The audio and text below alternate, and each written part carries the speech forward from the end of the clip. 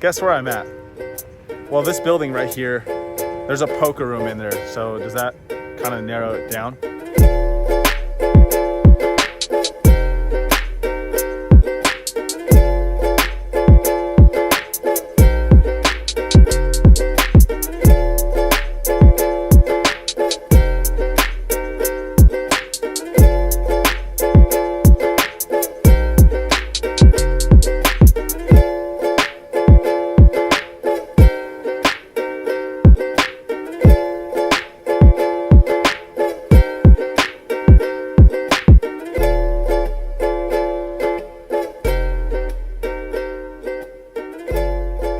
Tortoise Rock. That's where we're at. Tortoise Rock out in, again, I don't know what city. They're threatening to pick me up already. Poker game started like 15 minutes ago and I've been out here flying the drone, as you guys saw.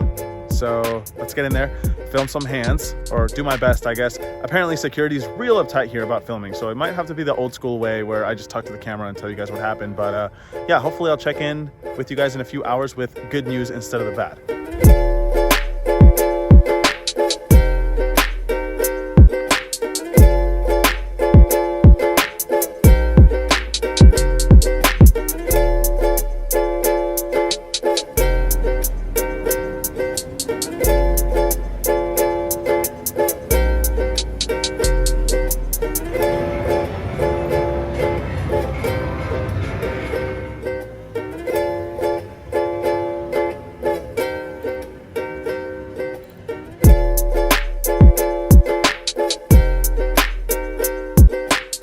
Hey there, hello.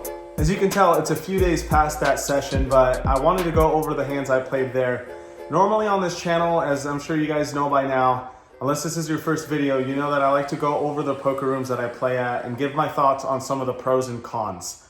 Pretty much all my thoughts were negative, unfortunately, and I don't really want to just like get on camera and bash a poker room to death. However, that being said, I want this channel to always be as transparent as possible, so instead of doing like a pros and cons, I'm just gonna go over some of the things that didn't really fly with me all too well at this poker room.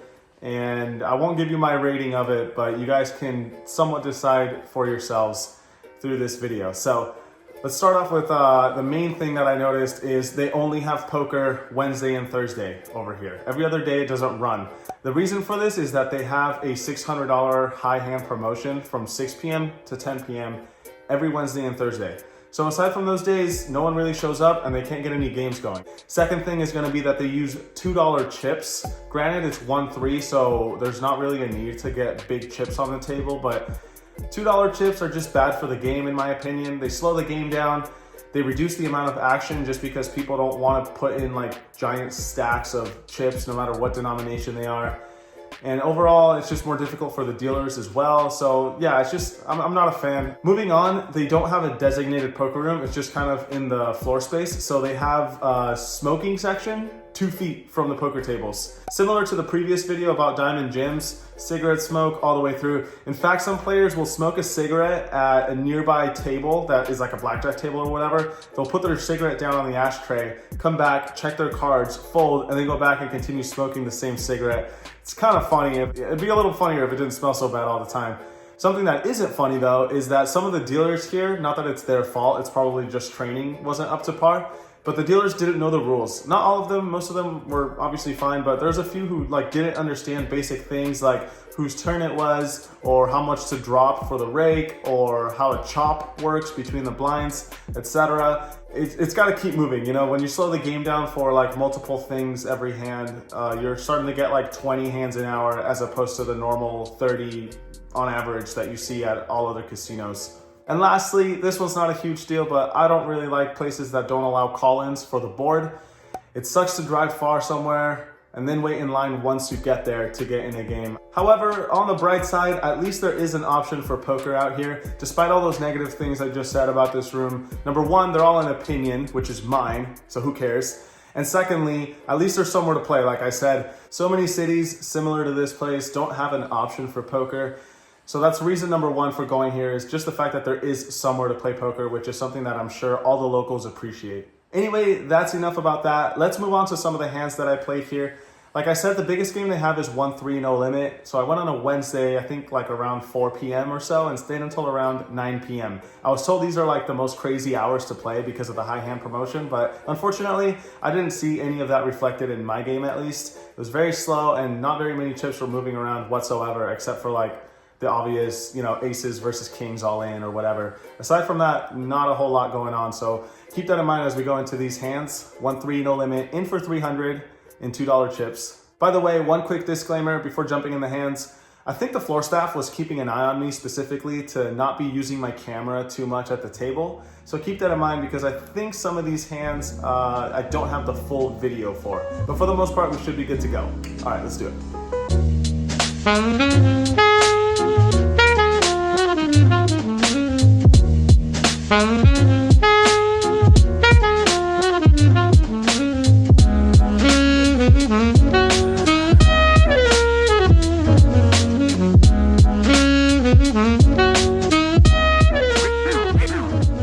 In the first hand, a player in middle position opens and I look down at ace-6 of diamonds on the button. I think a raise or just a call here is fine. The stacks aren't really deep at this game, so I decided to just call. And we go heads up to a flop, which comes down pretty easy to play for us. It's ace-ace-deuce with 1 diamond. He checks it to me, and I don't think I'm getting 3 streets from worse here, so I decided to check it back and go for some value on the turn or river.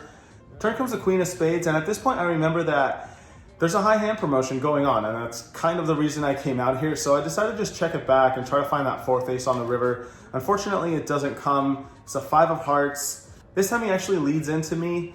I don't really think we're getting called by worse if we put in a raise here, so I just decided to call, and we beat pocket kings. So maybe I could have gotten away with a raise there on the river, but at least we take down the first pot versus a really strong hand. In the second hand, there's an early position limp, and I decide to isolate this player with king 4 of spades. It's not really a recommended play by any means, but this guy in particular, I think, was one of the weaker players at the table. So with the betting lead and position on this player, I think this is good enough. So I decided to make it whatever amount. I think I did like 16 or 18. The player on my left calls, which is obviously not great, and then the limper calls as well. So we're going 3 ways to a flop, which comes down, all things considered, pretty good for king 4 of spades. It comes down 10-6-3 with 2 spades. First player checks, I decide to put out a bet of around half pot. The player on my left calls and the limper folds. Turn makes life real easy with the ace of spades, so we make the nuts here with a pretty bad hand. I decided to put in another bet, this time a little bit smaller because I don't think he really has a hand that could continue on this turn card specifically. Beggars can't be choosers, but I'd rather a turn card that gives us a flush but doesn't change top pair, because if he doesn't have a hand like Jack 10 or whatever, he can't really continue across too much aggression. So again, I bet small and he makes the call. River's the 7 of spades. I decided to move in now. He only has like a quarter pot size bet or something. Unfortunately, on this exact run out, I don't think we're going to get too much action unless he happens to have a spade in his hand, preferably a higher one, of course. But alas, he ends up showing pocket queens, which is a bit surprising, and flips them over face up. I think they were both red, or whatever it was, he didn't have a spade. So glad that that hand worked out. Obviously would have preferred a little bit of a better run out to get value with a flush, but again, can't really complain when you take down a pot with king 4 versus pocket queens. In this next hand, I open king 10 of hearts from early position and only get called by the big blind. So heads up in position to a flop of ace queen 7 with 1 heart. He checks it to me, and I think it's totally fine to bet here, but I decided to check back. With a lot of my weaker aces, I play the same way, so it's totally okay to do like a delay c-bet and just wait to see what he does on the turn. Turn comes a queen of hearts, which gives us additional equity. Now we have an inside straight draw and a flush draw. When he checks it to me, I decide to start betting now. I make it $20. Surprisingly, our opponent raises here to $40. So I decided to just make the call and hopefully make some sort of hand on the river. Unfortunately, it comes to 9 of clubs, so we're sitting here with king high. He bets some amount that I don't think really matters. Not interested in turning my hand into a bluff at this point, since I don't expect him to fold pretty much anything that he's check raising the turn with. So I just make the easy fold. In the next hand, the first player to act limps in, and then the next guy makes it $14. When the action gets to me on the button, I look down at 7-5 of spades and decide to make the call, and the first limper folds. So we go heads up to a flop of 8-6-3 with 2 spades. All things considered, a pretty great flop for our hand. He continues betting. He bets, I think, $20. I decided to make the call. I wouldn't even hate a raise at this point because it's going to be really hard for him to continue, even with like really strong overpairs. But I decided to save some of the firepower for the turn or river if it becomes necessary. When the turn comes in offsuit 7, we pick up a pair to go along with our straight and flush draws. Once again, he puts in a bet of 24 or 26. To me, it looks like a blocker bet with some overpair type hand, like maybe 10s or jacks. I don't really see people betting out of position with a hand like ace king or ace queen in spots like these. So I decided to put pedal to the metal and raise it up, turn our pair and a bunch of equity into a semi bluff and potentially get him to fold all those overpairs like 10s, jacks, queens, maybe even kings and aces. I make it $70 after thinking for a little bit. No need to go too big here. If he makes the call, he's gonna have around 200 behind going to the river, which I think will be plenty to utilize some fold equity with. So that's what he does. He makes the call and we see a river heads up looking for some help, I think, but we don't get any of that on this river card. He checks it to me once again. I don't think a 7 is going to be good here enough of the time to check back. So I decided to stick to the plan and move all in and put all his one pair type hands in a tough spot. At low stakes like these, I don't really expect players to fold aces and kings. However, after thinking for around 30 seconds, he actually ends up folding pocket queens face up. So once again, we managed to take down pocket queens with a pretty shitty hand. Nice. A little while later, I look down at ace king offsuit from under the gun. I make it $14 to go and it folds all the way to the big blind who shoves his entire stack. I think it was like 30 or 40 bucks. Obviously no decision to be had here. I make the call and we see what we're up against, which is red 10s. So a nice little coin flip here. I got the run out on video, so I'll let you guys see for yourselves. 3 aces over there. 3 aces over there. No more 3 aces. It's too late. Full pair. Yep, you're right. You need a 3 aces. Yeah, I need a 3 aces. Can't win them all, I guess. Last hand we'll go over here. There's 4 limpers and I look down at pocket jacks from the small blind. I raise it up to $24 and only the first limper makes the call with around $200 behind. The flop comes down queen 9-3 with 2 hearts. I think betting or checking is fine here. We can protect our equity from overcards and all the draws available, but at the same time, you might be just value owning yourself versus a top pair type hand. So out of position, I decided to just check and see what my opponent does, but he checks it back. So feeling pretty comfortable with my hand now, and even more so when the turn comes to 4 of clubs. I think there's a lot of hands to get value from now, like all straight draws, flush draws, second pair type hands, or maybe even some smaller pocket pairs that aren't buying what we're selling. So I put out a bet of $34 and my opponent pretty quickly makes the call.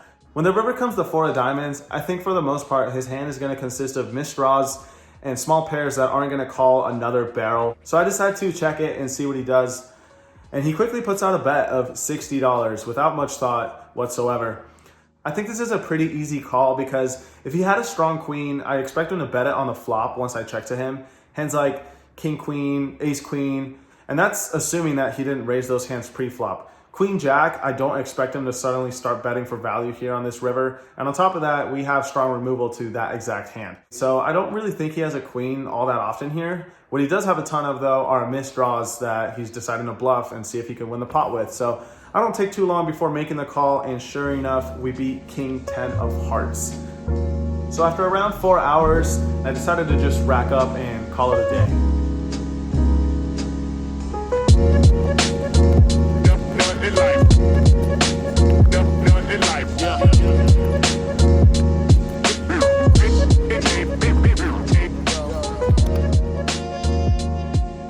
Alright, so when it was all said and done, I ended up winning $150, which all things considered is pretty amazing because there was hardly any action, as I said. Anyway, before wrapping up this episode, I wanted to leave you guys with a quick announcement. On these days, in the next year, there's going to be a meetup game at the Gardens right here in LA, hosted by Brad Owen and Andrew Nemi. I'm sure you guys are familiar with those guys, and that place is only like 30 or maybe 45 minutes from my house. So you bet I'll be there. If you guys want to say what's up, that's a good time to do it. I think it's going to be 5-5, probably, maybe even 3-5, no limit, not really sure. I haven't talked to Brad, but I'll shoot him a text and ask what's going on. It might be like a tournament one day, cash the next or something. I'm not really sure. So anyway, point is I'll be there and hopefully you guys can make it to that as well. That's it for this time, guys. Thanks again for watching. Thanks for all the support. Merry Christmas to everyone out there. Happy holidays. Happy New Year. I hope you guys had a good one. And I'll see you guys probably one more time before the new year. But if not, happy 2020.